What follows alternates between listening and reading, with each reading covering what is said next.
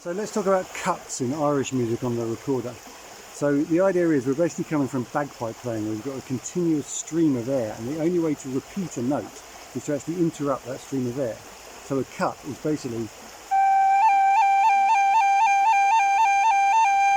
the air is continuous, but you're using a finger to articulate or repeat a note or add a grace note. So the common ones on the whistle, which I've translated to the recorder, are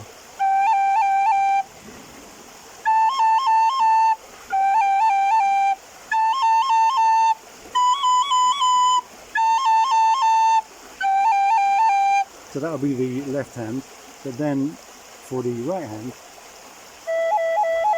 so you're still using this ring finger of the left hand.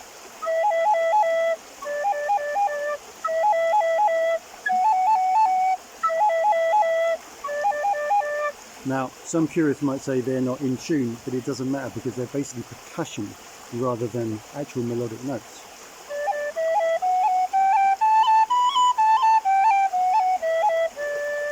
And in the upper register, I'm not sure exactly what I do, but it's the same principle. I think I tend to use that finger for the E.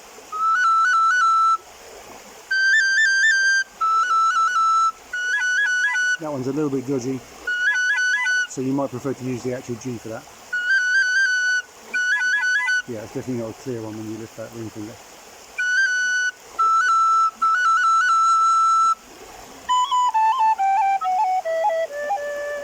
So that's cuts on the recorder from Irish style whistle playing.